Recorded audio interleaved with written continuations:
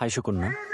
High Adit. Uncle কি ভেতরে আছেন? হ্যাঁ স্যার ভেতরে আছে। সাথে আর কেউ আছে? না স্যার এখন একাই আছে। এতক্ষণ আঙ্কেলের সাথে ইটিস পিটিস করছিলে?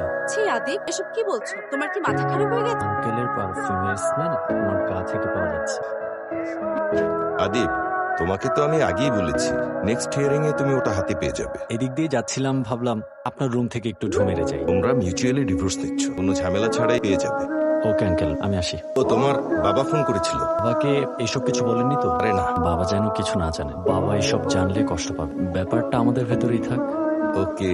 ও ভালো কথা আঙ্কেল, সব সময় একই পারফিউম দিবেন না, নাহলে কট খেয়ে যাবেন। মানে? আমি আপনার পিএসকে বুঝিয়ে বলেছি, স্মার্ট আছে।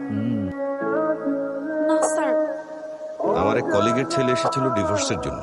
আমাদের সময় মানুষ লুকিয়ে লুকিয়ে বিয়ে করতো, আর এখন মানুষ লুকিয়ে লুকিয়ে ডিভোর্স করে। গত এক সপ্তাহ ধরেও আমার সাথে নেই। নেই শব্দটা খুব একা।